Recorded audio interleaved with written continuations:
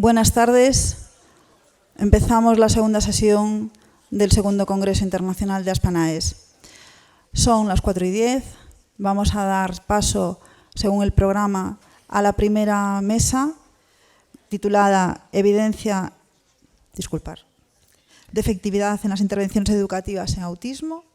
Vamos a hacer un descanso a las 5:30 de una duración de media hora y seguimos después con la siguiente charla. Así que cedo la palabra a mi compañera.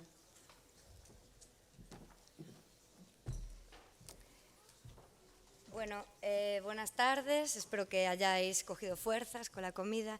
Y bueno, presentaros a Phil, quien desde el 2003 es profesor en el departamento de psicología de la Universidad de Swansea en Gales, en Reino Unido, y es además asesor para diferentes entidades sociales, divulgando su amplia experiencia en el trabajo con personas con autismo y con sus familias.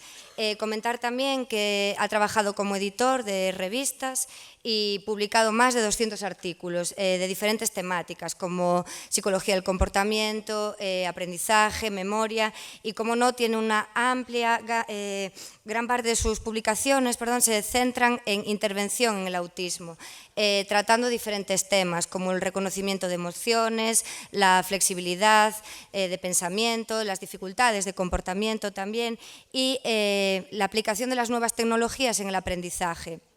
Comentar también que ha publicado libros y capítulos de libros sobre psicología del comportamiento, intervención y educación, otorgando también un papel muy importante a las familias. Y, como no, su presencia en diferentes conferencias internacionales y, bueno, agradecerle hoy su presencia aquí. Welcome. Perdón. We are very grateful that you have here today. Sorry. Thank you very much.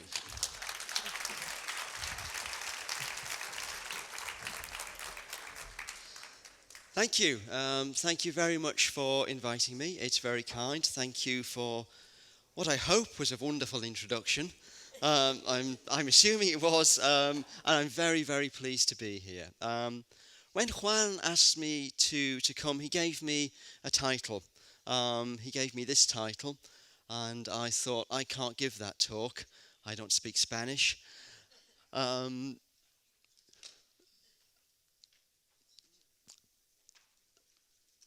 I thought, I may give that talk. This is now a legal requirement for anyone coming from Wales to present, in part, Welsh.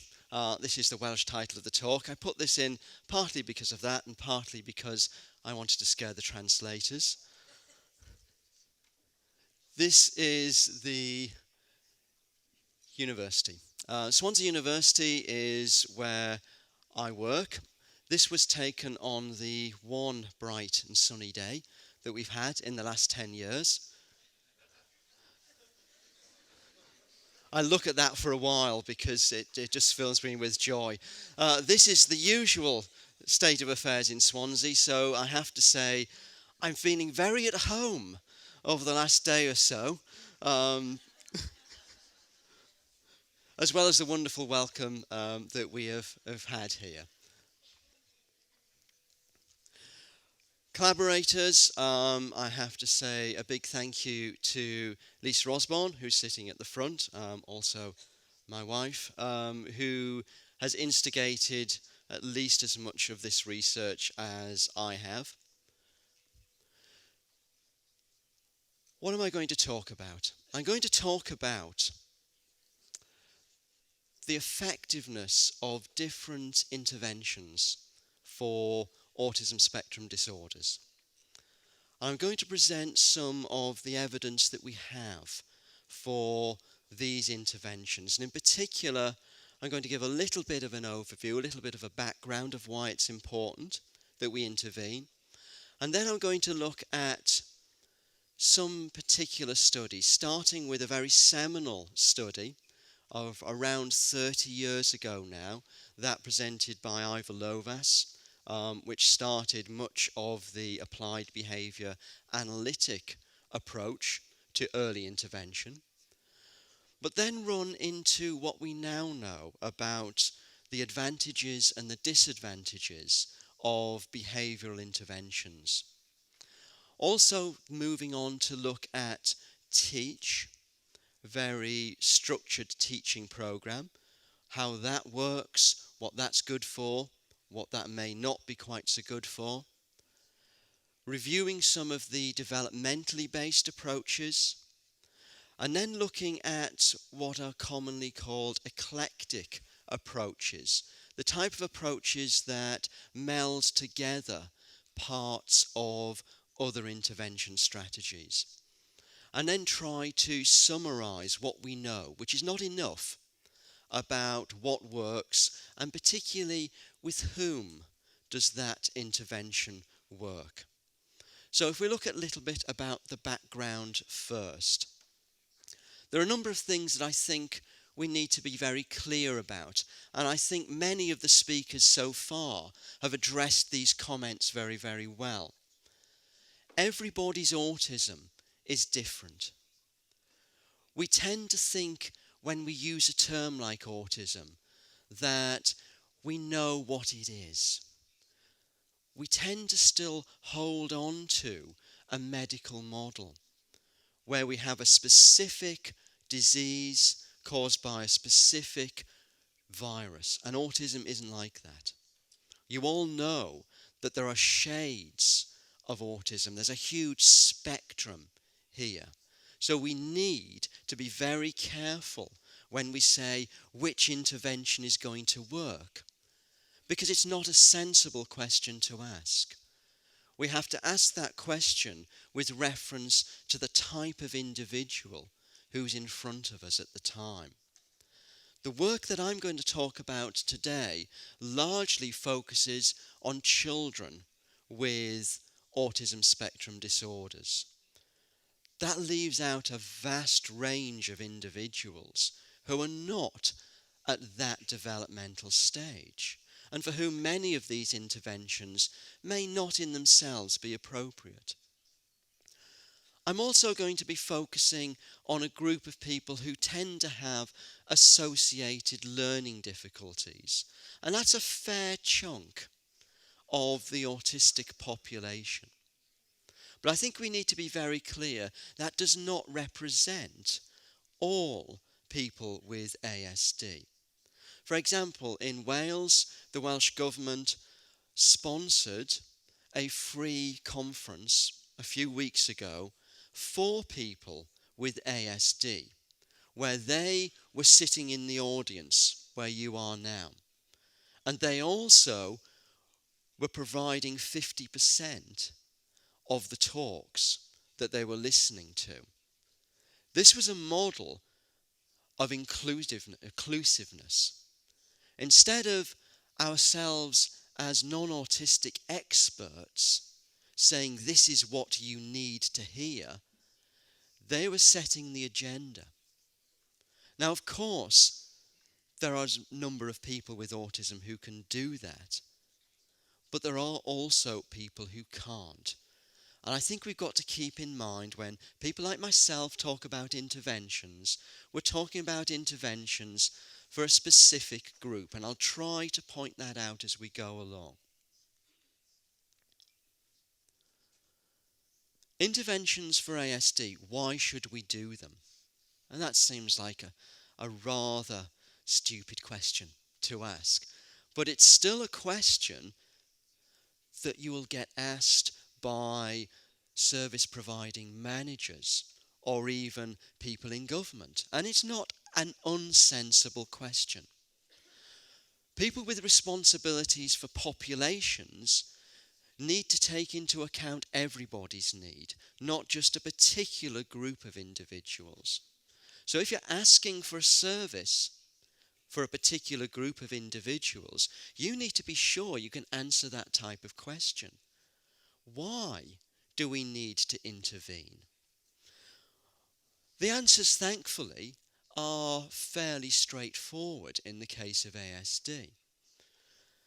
An intervention is aiming to promote the quality of life of that person with ASD.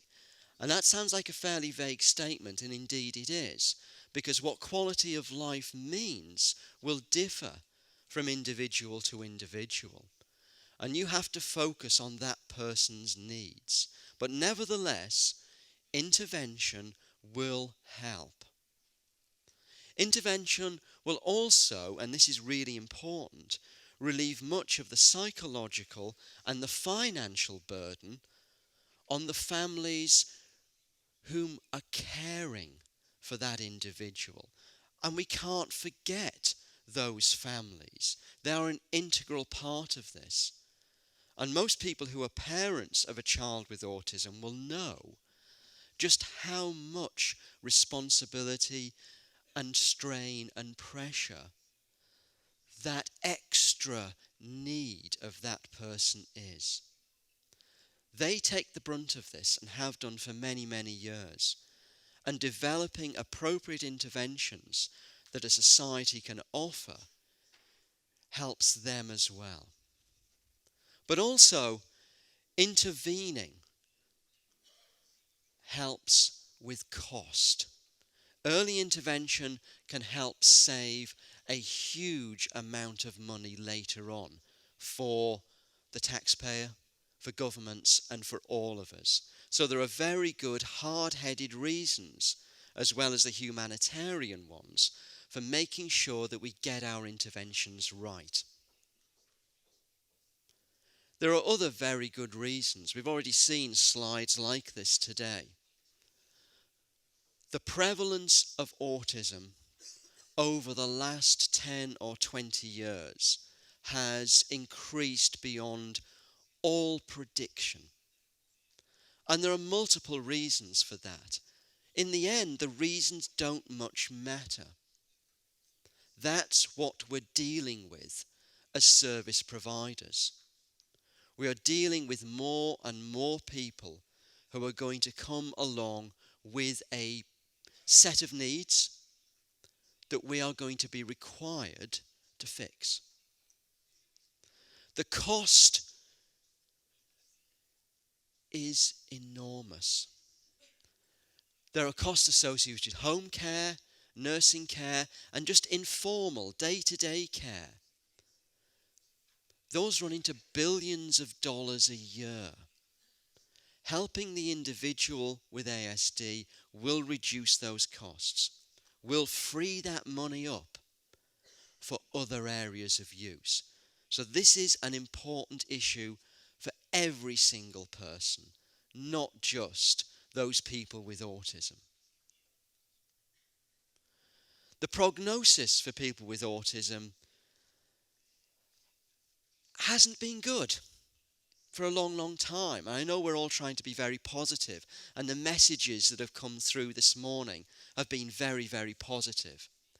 But let's not lose sight of the fact there's still a long way to go here. If you look at prognoses, and there are a number of very good studies which looks at good outcomes, where people are getting some degree of self-sufficiency and independence. With very few exceptions, those people with autism in whatever longitudinal study they're in are showing good outcomes in around 30% of cases. This is still showing us how far we've got to go in fixing this problem. One of the ways we can start to fix that is to recognise, to diagnose early, and to have the systems in place in our schools through groups like Espanias, who will provide these types of early intervention. There are large numbers of these interventions available, and that's kind of what's provoking some of the work I'm talking about today. There are a lot of these interventions that are used. Which ones seem to be the most hopeful? Which are the ones that are going to provide the most benefits? All of these interventions differ from one another. They all share the hope that they will help the person, but they come from different theoretical backgrounds. Some behavioural, some developmental, some cognitive. Some of these interventions place the child at the centre. Some of these interventions place the family at the centre. I'm focusing on child-based interventions today, although I will talk about the family. The key questions that we need to ask: which interventions work? Which interventions work best for whom? And that's the key question. But who should be considered when we're asking about, does this intervention work? Certainly we need to consider the child with ASD, but we also need to consider the parents, the family, and also the providers. All of these stakeholders need to be taken into account when we're assessing interventions. It's got to work for all of us, and that's just being realistic. If we have an intervention that works for the child but not the parents, it's not going to work for the child very long. If you've got an intervention that works for the child and the parents but doesn't work for the service providers, those people tasked with delivering it, that's not going to work for long. All of these groups need to be considered. What Juan asked me to talk about was a reasonably large-scale review that I undertook a couple of years ago now, which looked at outcome effectiveness studies which were in existence at that time, of which there were around 131 that dealt with educational interventions aimed at children and which reached a certain level of scientific credibility.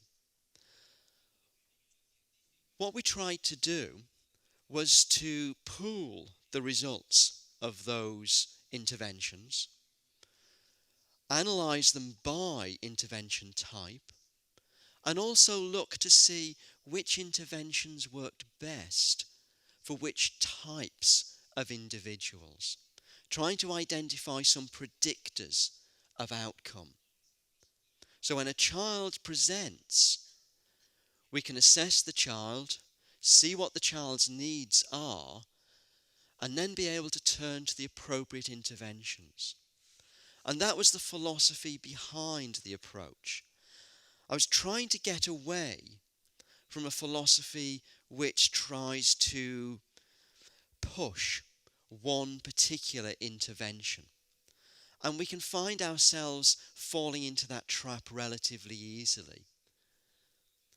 Within any field, you see groups of individuals who will promote their own particular view, whether it's ABA or whether it's TEACH or whether it's any of the other approaches. That is just not helpful. All of the interventions have some positives about them. It's trying to find what those positives will really do. I suppose the first study that really got people thinking that autism was treatable was published by Ivor Lovaas out of UCLA, who'd been working in the field for around 20 years before this study had been published. But this was the first outcome effectiveness study of an applied behaviour analytic technique. ABA relies on a very structured teaching system. A session is divided into what might be called tasks, teaching tasks. Each teaching task is taught in a very structured way. A question will be posed, a response will be given, a consequence will be delivered on the basis of that response. This has some advantages when you're dealing with individuals with ASD in that it provides a particular recognisable structure. The UCLA programme was somewhat controversial in that it was extremely intensive. This initial programme was meant to run for 40 hours per week. Let's just think about how long that is. That's 6 hours a day, 3 hours a day at the weekends. That's all that the child does, is this programme. Those are divided into 2 3-hour sessions. In each session you're trying to teach between 8 and 14 different tasks. Each task lasts about 5 to 10 minutes, with 5 minutes downtime in between each. It's a 3-year programme. The first year aimed to reduce self-stimulation and aggression. The second year focusing on expressive play. And the third year beginning to move on to emotions and pre-academics. The results reported at the end of this 3-year study really enthused and encouraged many parents, because the results demonstrated very large gains in IQ. And I'll say something a little bit more about that later. We've already heard that IQ is not necessarily the whole story here, but that was the measure that was taken. Gains of up to 30 IQ points, from an initial IQ mean of around 50 up to around 80 after 3 years. Group getting a less intensive intervention didn't fare so well, and a group just getting treatment as usual in a school also didn't show those types of gains. But that's not what really got parents excited. What really got parents excited was the, quotes, recovery data, where the claim was up to 50% of these children were unrecognisable from typically developing peers at the end of 3 years. That was the claim. And that really drove a lot of parent groups, certainly in the UK, to start activating for this type of intervention. And you would. If you were a parent and somebody respected came along and said, there's a 50% chance of recovery, you're going to take that. And you're going to be militating for that. Unfortunately, if these data were universally true, we wouldn't be here today. Everybody would have this, and we would have solved the problem. The fact that we are sitting here today suggests there are some issues with this study. And the issues are that it's not that this doesn't replicate. It kind of does to some extent, but there are limits to the effectiveness of ABA. And there are limits to that particular study. The first section I'd like to look at details what we now know about ABA. It's not a cure-all, but it is reasonably effective, is the bottom line, for certain issues. The next set of data I'm going to present are based on 33 studies of ABA, which have been conducted over a range of times with a range of different children. What we can see, let's just look at the headline finding from Lovas, IQ. Now, there is an issue with using IQ as an outcome measure for autism. IQ in itself is not a key component of ASD. It's not part of the diagnostic criteria. So there are questions about why focus on this in particular.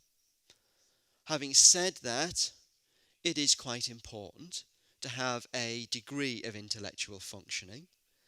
And there are large comorbidities, as we heard about before lunch, between ASD and learning disabilities. So what do the data say when we start to take the average of this large number of studies? The grey line at the back shows the gain in IQ as a function of the duration of the program. As the program moves from 1 year through 2 years to 3 years, what we see is a gradual gain in IQ. But the issue is it worth the extra effort? At the end of the first year, you've made a gain of around 10 to 11 IQ points. What do you gain extra by doing another year? Well, you gain another 3 or 4 IQ points. And the question that you have to ask is really, is 3 or 4 IQ points this person's main problem? The longer you run the programs, the bigger the gain will be, but the less added value you will get. It's a very similar story with the intensity of the program. 40 hours a week is a long, long time to give an intervention to a child. Do you really need that length of time? Again, if we plot the IQ gains by length of time, which we can do when we summarize these studies, what we see is those studies up to about 24 hours a week show reasonable gains. After that, it becomes a little bit more suspect into the usefulness of this. Do I really want to subject my child to an extra 3 days' work a week for the sake of 2 or 3 extra IQ points? So what we know from this study is, yes, the longer the study runs, the better the intellectual gain. Yes, the more intense the study is up to a point, the better the gains. But do we need just to focus on intellectual gains? Can we just take what we can get from maybe 1 year, 20 hours a week, and then move on?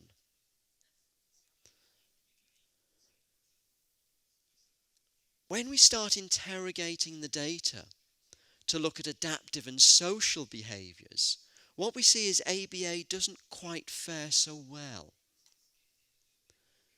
We can do the same type of analysis with the duration of the programme and the intensity of the programme. And we look at the gains in standardised measures of adaptive and social skills. What we actually see is ABA doesn't do as well relative to IQ in these areas. Over the course of 2 years, you will gain something. After that, the gains become relatively minimal. Intensity is very difficult to see. It doesn't seem to make much difference, in all honesty. The data are highly variable. And once you get beyond about 15, 20 hours a week, you can't really predict that you're going to get much gain. So there are questions about the usefulness of ABA for adaptive and social skills. And that's one of the first take-home messages. If your main problem is intellectual, ABA seems a really good approach. If your main problem is social, maybe you should try something else. The age at intake, the gains seem to be most intense if you can get the children below the age of about 4 into an ABA program. After that, the gains seem to start to drop away. ABA may not be the best program for older, higher functioning individuals, but it does work well for the younger, lower functioning individuals, especially those in need of intellectual development.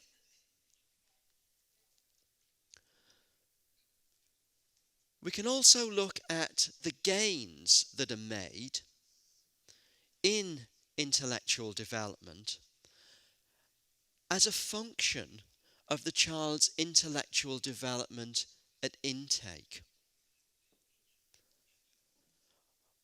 And what we can see is there's a U-shaped relationship here. Up to a point, the better the intellectual functioning at the start, the more gains you're going to make. But when you get to an IQ of around 50 or 60, those gains start to drop away again with ABA. Again, it's implying this is a technique which is extremely good for those people with comorbid intellectual disabilities, but may not work so well for other individuals.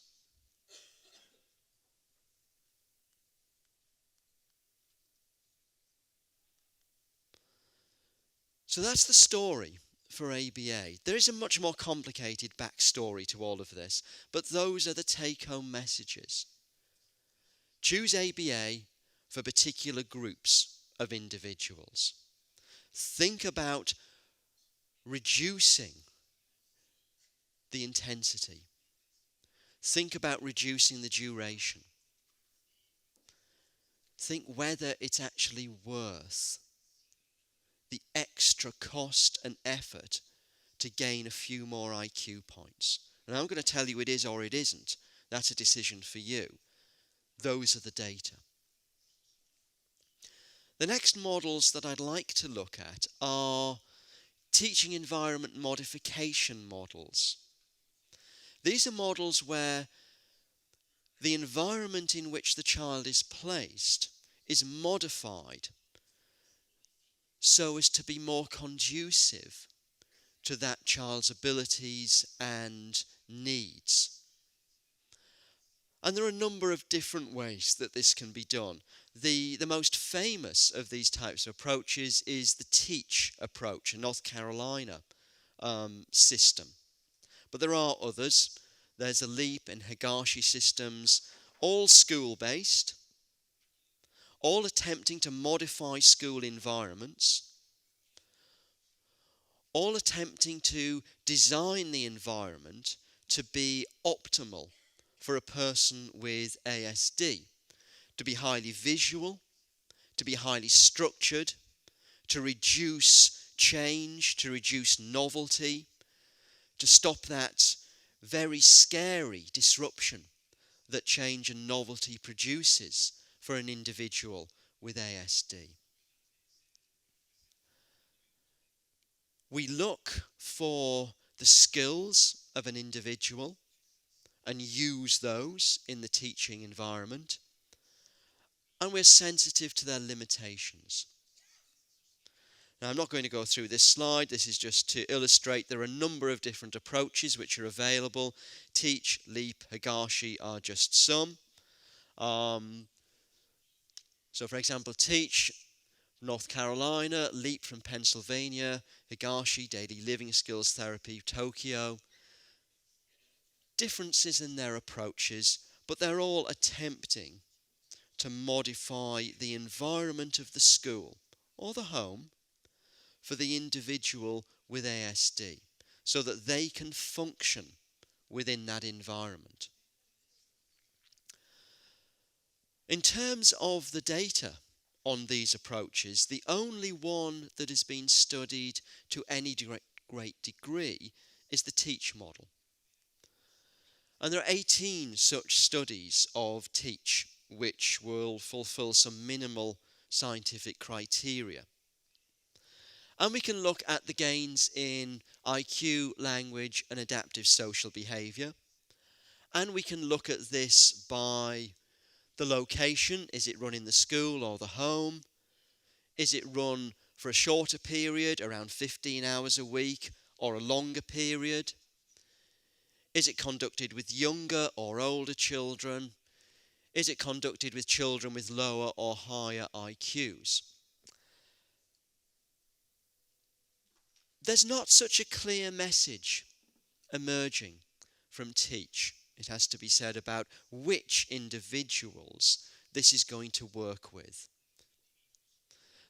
There are a limited number of studies, so I would be cautious about drawing hard and fast conclusions on the basis of these data. However, the one thing that jumps out, irrespective of whether this is done in the home or the school, with younger or older children, is that TEACH seems to impact better on adaptive and social skills.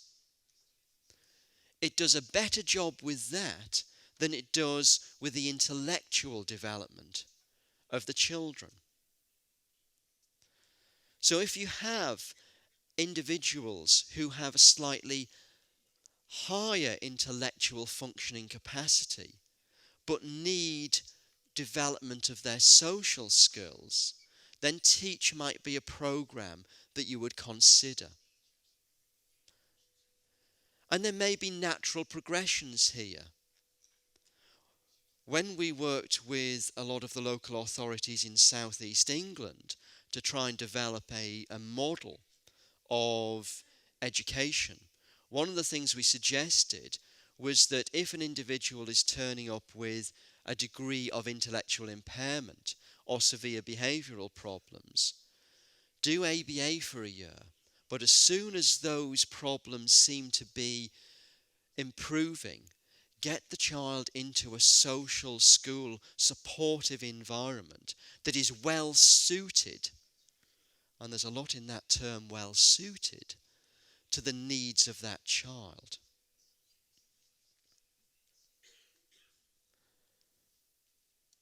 There's another group of models which we can term developmental or parent-mediated models. These models focus typically on developing particular skills that are developmentally necessary at a particular point in the child's maturation. They relate behaviours to interactions with the parent and their peers. So they're looking, instead of ABA or TEACH, which attempts to almost teach the child, to engineer situations where we as professionals are teaching the child something. These models are utilising naturally occurring interactions between parent and child. Naturally occurring teaching situations where pivotal skills, turn-taking, imitation, joint attention can be developed with the child. And these models place families centrally. This, as we'll see, has pros and cons. We as professionals may see a child with autism for 6 hours a day. Their families are seeing them for 3 times that amount of time. There's much greater opportunities within the family for support and teaching than we're ever going to be providing within a school system. And that's an opportunity. The disadvantage of that, of course, is you're asking already stressed and overburdened parents to take on an extra responsibility. And you need to judge whether that might be appropriate or not. There are large numbers of developmental approaches. Some are behavioural in nature, like the Denver programs. Some are more relationship-based, like floor time. Some are more focused on emotion communication, some on imitation, and some focus largely on parent training. Training the parents how to deal with behavioural problems. Teaching parents about the nature of ASD. And I've lumped all of these types of approaches into parent-mediated because the parent is the one who is really going to be at the sharp end, at the business end of delivering this intervention. Do they work? Well, there are about 42 good studies of developmentally or parent-mediated interventions. We can look at whether they focus on a narrow set of behaviours, like imitation, or whether they're much more comprehensive, like some of the Denver programs, where they're trying to do everything within this particular model. And we can look at whether the intervention is best led by therapists or by parents. What we see is that when interventions are narrow in scope, typically aimed at social behaviours or perhaps language, then social behaviours and language do very well. But overall intellectual functioning doesn't. When the approach is broader, overall intellectual functioning does well, but adaptive and social behaviours don't. We're seeing a common thread here emerging. We either seem to be able to do intellectual stuff, or we seem to be able to do adaptive and social stuff. And one intervention does not seem to be able to do all of this together. What these approaches all seem to share, however, is that they're good at promoting communication and language. Much better than ABA. Much better than some of the structured teaching approaches like Teach. So now we've looked at 3 models. ABA, great for intellectual. The structured teaching, pretty good for adaptive behaviour. Parent-mediated, pretty good for language and communication. Not one of these interventions does everything. Don't be sold an intervention by a person who says this is going to cure everything. It won't. There is no evidence whatsoever that any single intervention will deal with the whole of the autism spectrum. Interventions need to be selected carefully on the basis of the individual's needs. Now, many schools have, sorry, I've gone a little bit with these ones. Are there predictors of outcomes for these approaches? Not particularly clearly. It doesn't seem to matter how long they run. About a year is a good enough length of time to run one of these programs. In terms of intensity, they get better as they get up to about 20 hours a week. And that's a fairly universal story with interventions. About 20 hours a week seems an optimal level. Much more than that, you get diminishing or even negative returns, as we'll see later. In terms of age, the only thing that's really important is communication. The only standout finding from analysis of this is parent-mediated models, if they start early, will affect communication very positively. Once the child gets beyond about 4, there's not much gain there. Communication needs early intervention. We also need to consider the parents here. This is a parent-mediated system. Is there going to be an impact on the parent? And are some types of parents better than other types of parents at doing this? Well, we can look at mother's responsiveness. And I'm not picking mothers, we can just easily do fathers. It's just as mothers tend to be included in these studies at a much higher rate than fathers are. And we're as guilty of doing that as anybody else.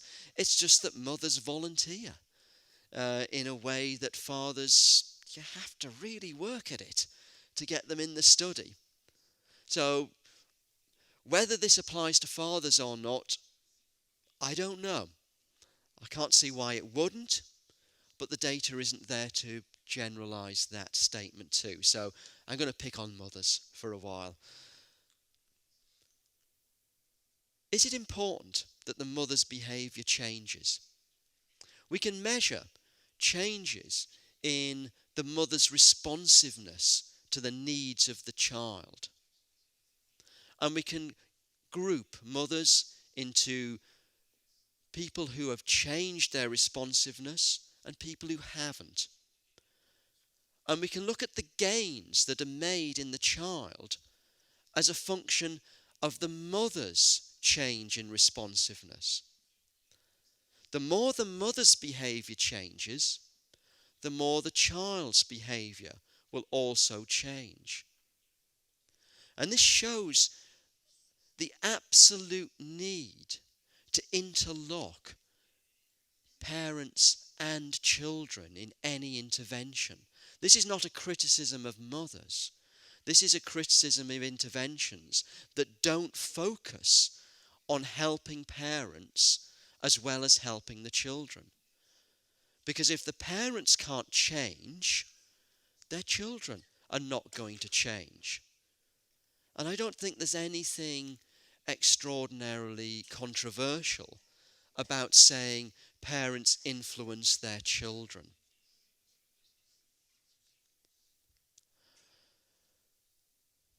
We can also look at whether some parents are better at this than others, and indeed they are. There's quite a nice study reported by Siller and colleagues, which was around floor time intervention.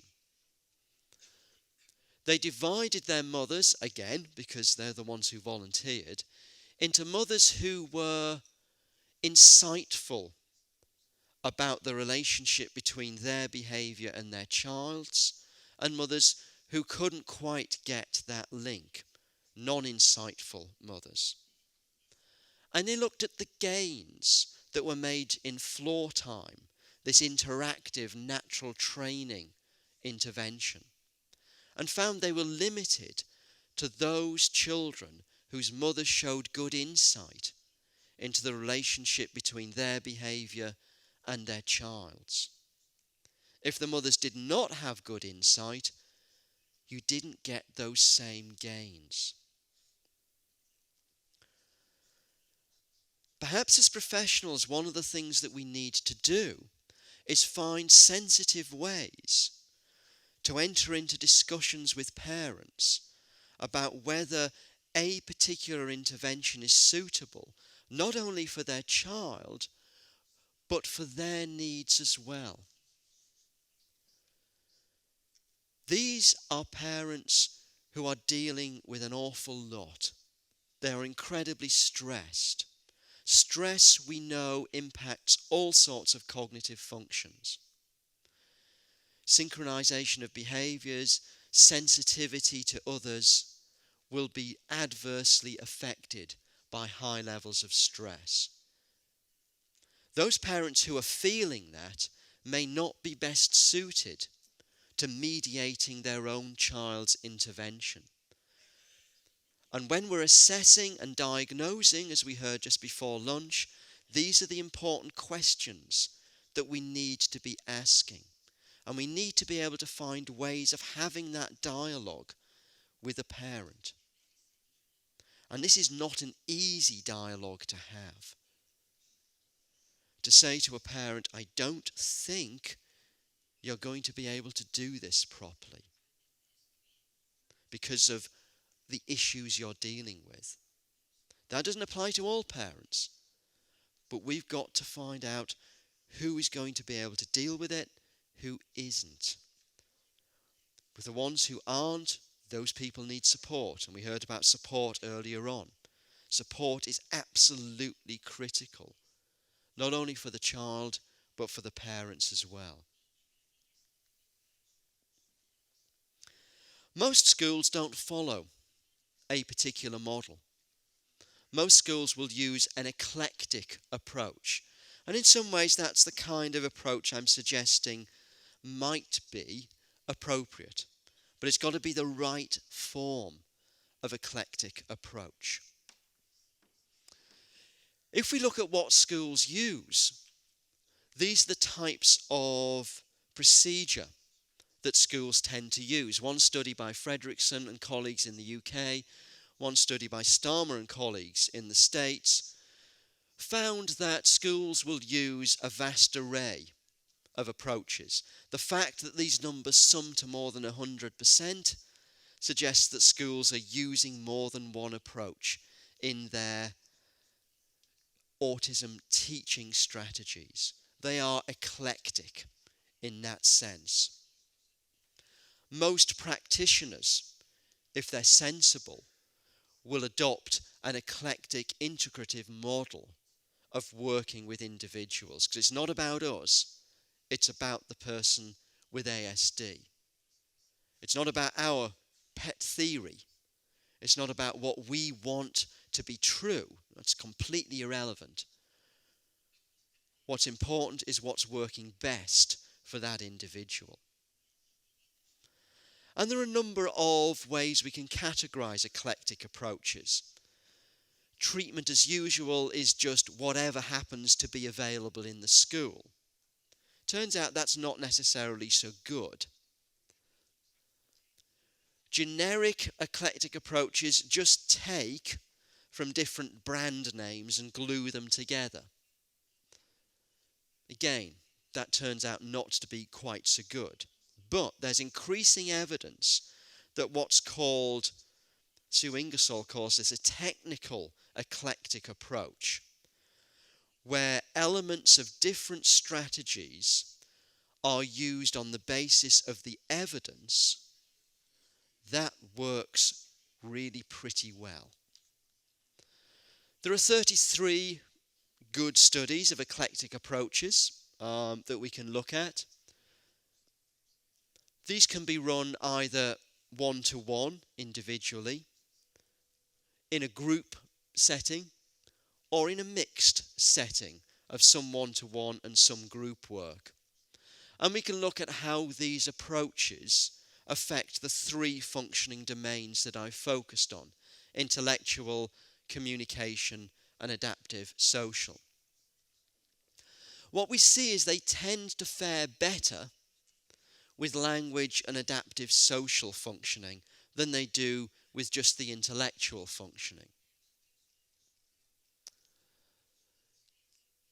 Individual approaches fare pretty well for adaptive and social, so do group. Mixed, actually not so much.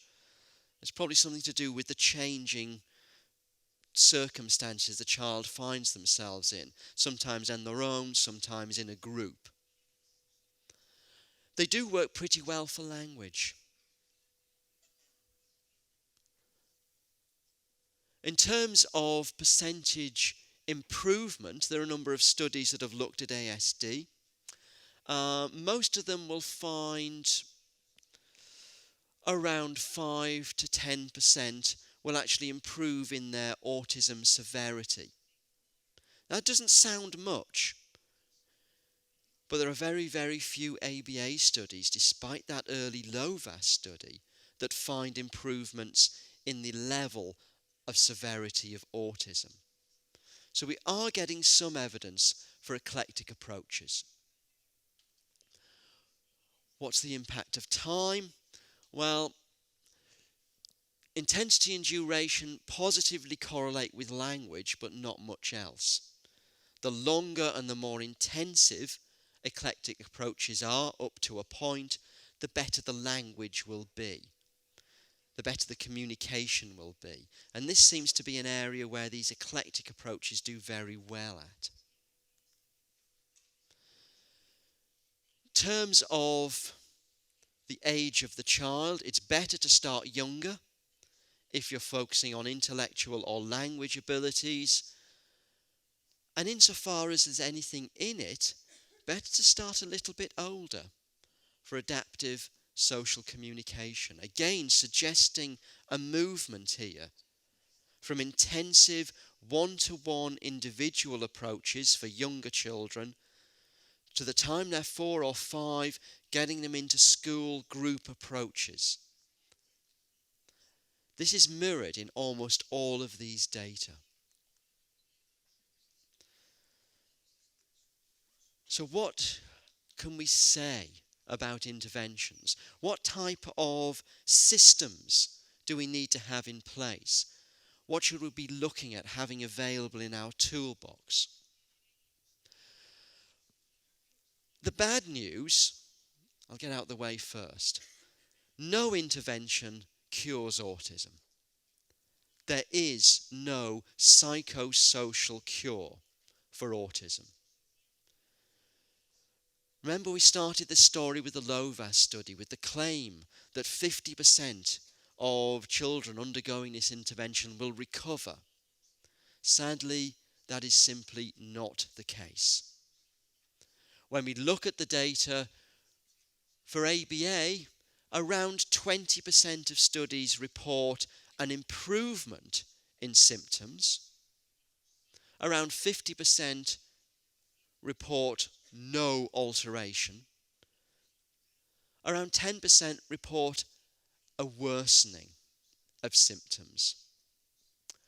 None of the other approaches worsen the symptoms, but they don't get them any better. ABA has a chance of improving the severity probably a little bit better than most, but there's a risk. There's a risk you're going to make it worse if you get it wrong.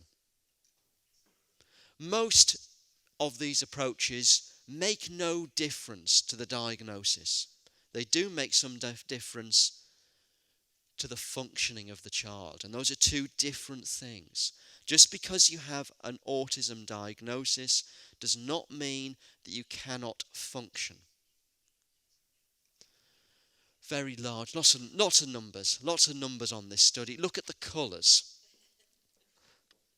What are these studies good for? ABA does really well. It's green for intellectual and language. Teach does pretty well across the board.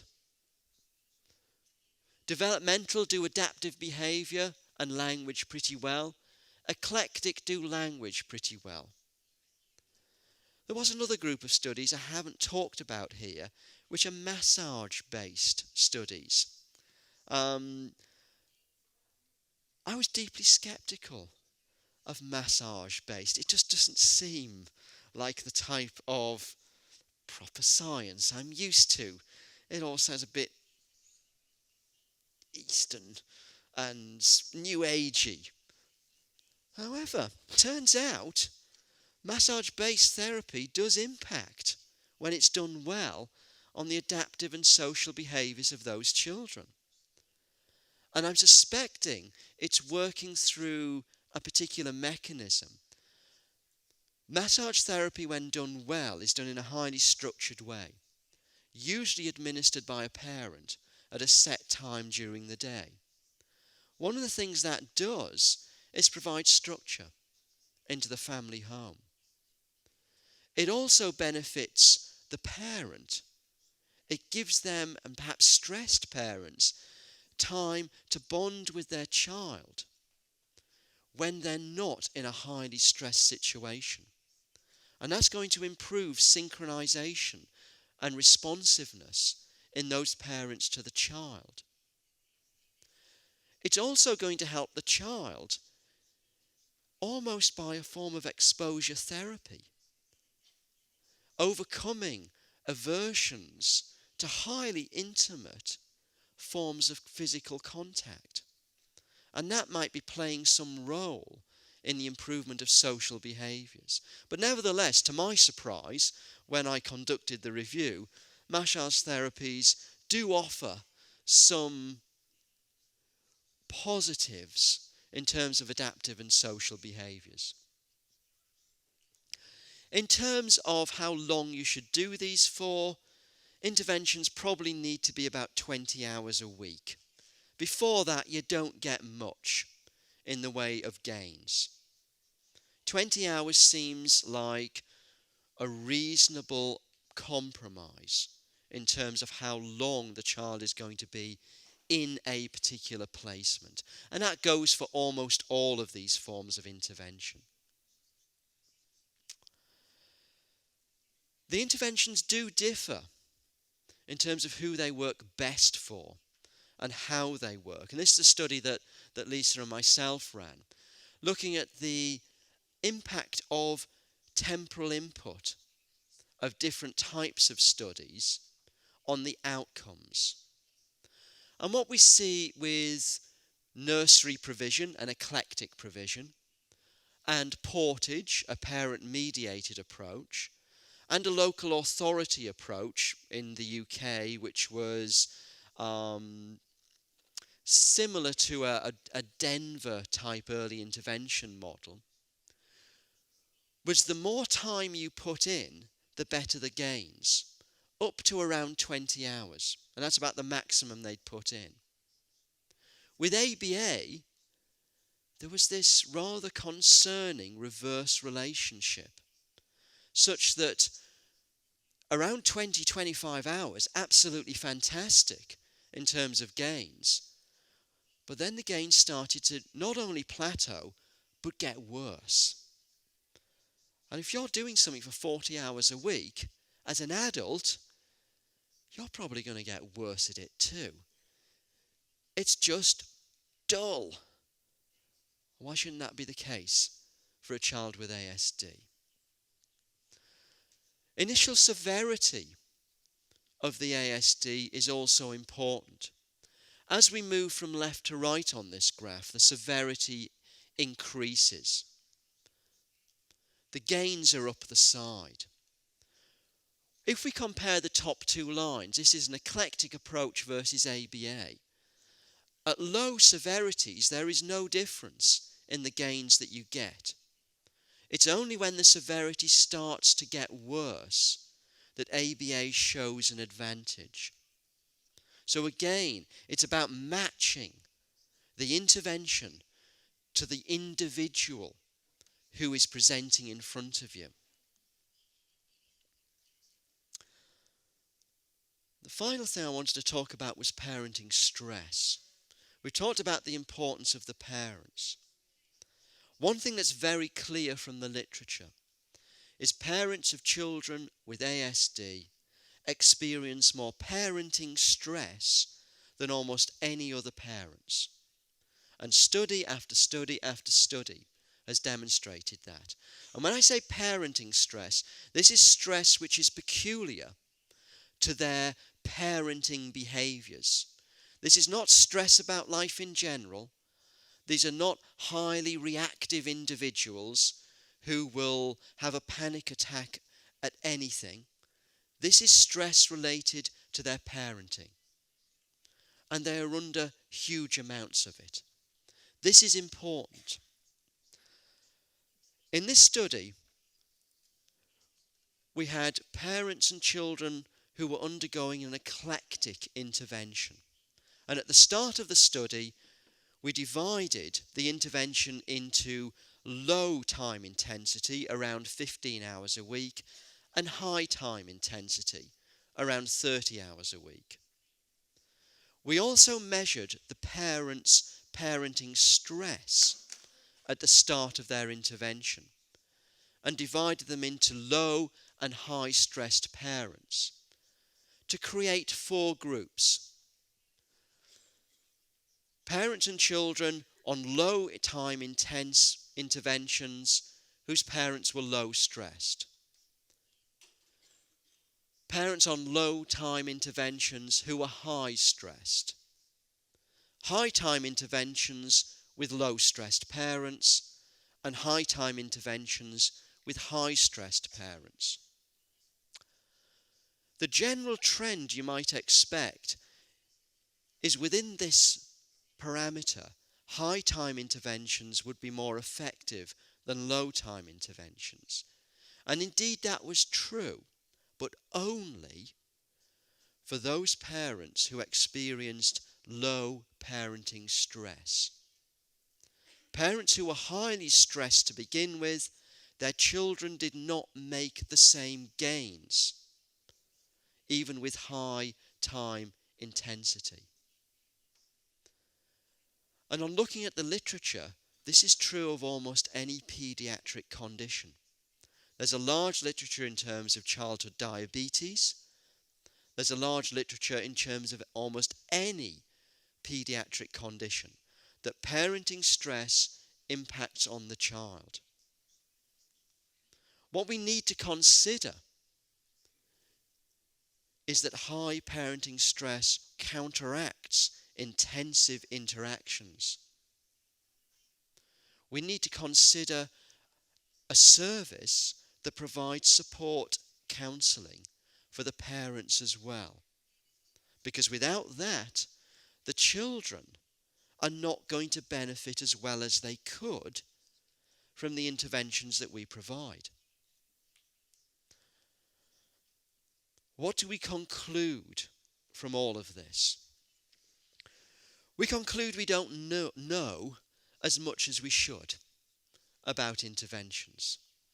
We conclude that there isn't one intervention out there that is universally better than any other intervention. But we can conclude we're beginning to know enough to be able to make some good decisions about the type of service provision that we offer. And we've talked a lot about inclusiveness. As I'll say later, inclusiveness is about recognising difference and not treating everybody the same.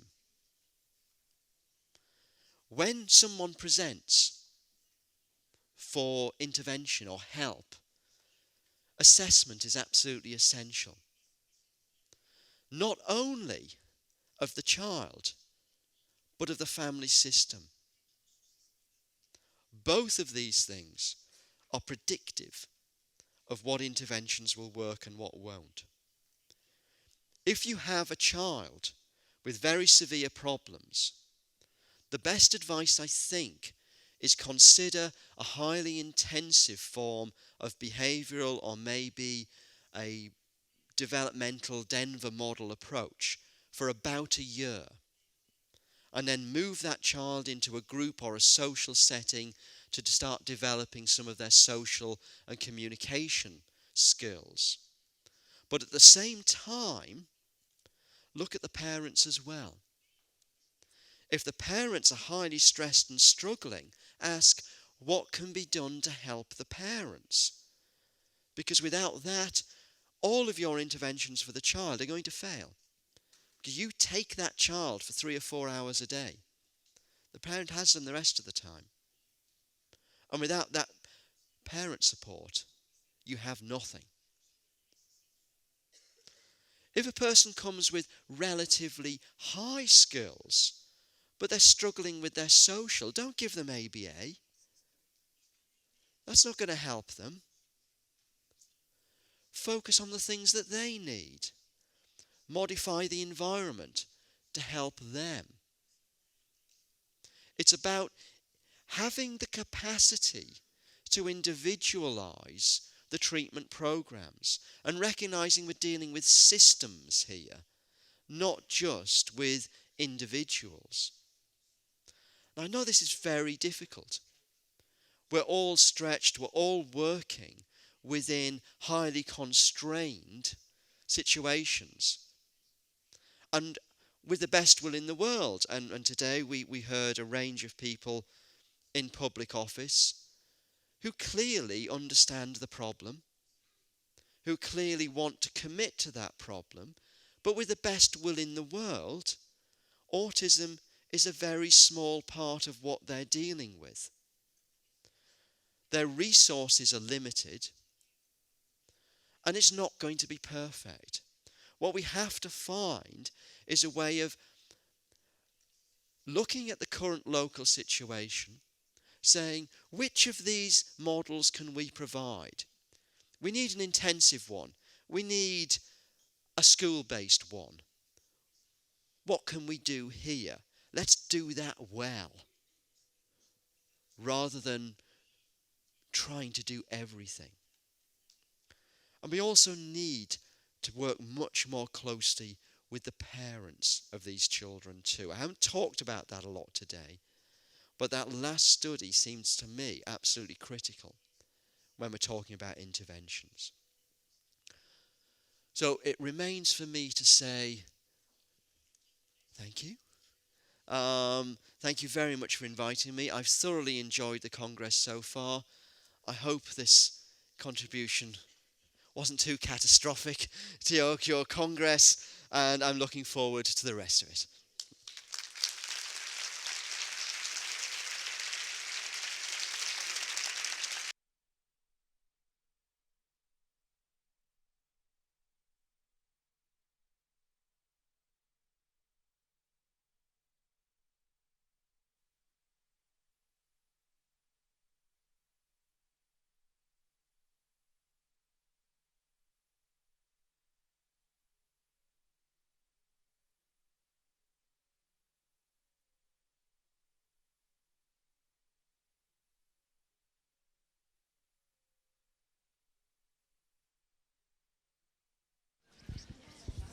Hola. ¿Alguna pregunta que queréis hacerle a Phil? ¿Alguna mano levantada así que se vea bien? Yo no veo nada. ¿Alguien? Nada. A ver, Ana. Muy bien, gracias, Luis. Hola. Que me traducen por ahí, ¿no? Entiendo. Le traducen. Ha comentado lo de los...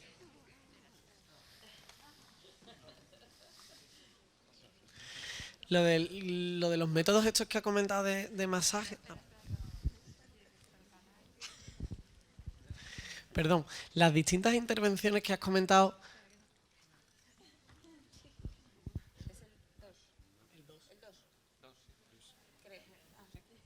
Ahora, has comentado que había cierta evidencia en determinados métodos de masajes. Por si nos podías decir cuáles son sobre los que has visto la evidencia o sobre los que has hecho el estudio. Gracias. Most of the massage programs are home-based, so a parent will undergo some low-level training in providing massage, usually with a progressive relaxation technique. So start at the head, work down the body, just try to relax the child. And this is delivered for about 20 to 30 minutes every evening at a set time, usually by the mother to the child. When that program is delivered in a highly structured way, you do start to see these gains in adaptive social behaviour. Now, I have to say that the methodology of many of those studies could be improved upon. The measurement tools that are used could be improved on. Nevertheless, there's sufficient quality there for us to be able to say, when it's delivered in a structured way, this does seem to impact on that social behaviour of the child. And there are about now 5 or 6 reasonably good studies that have been published in those areas. Published in the journal Autism, seems to carry quite a lot of that work.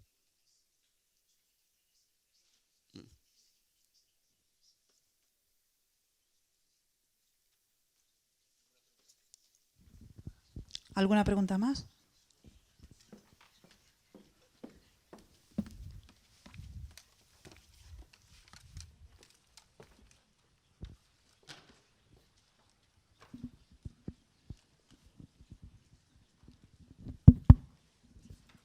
Buenas tardes. Los que ya llevamos un recorrido más o menos largo por esto, pues en los últimos años hemos escuchado mucho hablar de la integración sensorial y pues nos gustaría saber un poco pues cómo en este mapa que nos has hecho de las posibles intervenciones, ¿no? Y ahora al hablar de algo tan que puede sonar así un poco raro, ¿no? Lo de los masajes. Pues cuál es la efectividad y lo que se está viendo realmente pues en la evolución de los niños y de las personas con autismo en ese tema, ¿no? Gracias.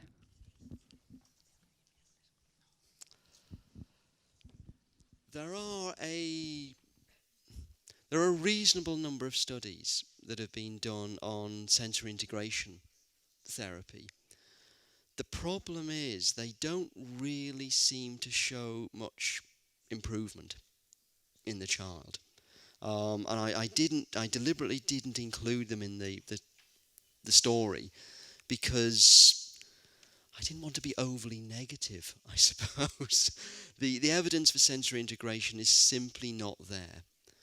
There's no evidence whatsoever that sensory integration therapy works through the mechanisms that its promoters are suggesting. Where you do see gains, they do tend to be in the social functioning area. There are individual reports where gains have been made, so I don't want to dismiss that approach, but my guess would be where it is effective, it's working rather like the physical therapies and the massage therapies to give some structure to the child and perhaps even to act as an exposure therapy to particular types of sensory stimulation that might be causing the child anxiety. So clearly that's an important thing to tackle. We know about sensory hyper and hyposensitivities in individuals with autism, and it may be that sensory integration therapy is helping to tackle some of those. But at the moment, the evidence that it's working through the mechanism suggested is minimal to none. But I don't want to dismiss it, because I don't think we should be just dismissing everything just because there's not any scientific evidence. All I've focused on here is studies of a particular scientific quality. But as we know, that's not the only form of evidence we should look at. There's all of the case studies and the experience of practitioners that may not make it into the scientific study. So I don't want to be dismissive of approaches, but at the level of science, there's simply no good evidence that sensory integration works in the way that it's suggested to.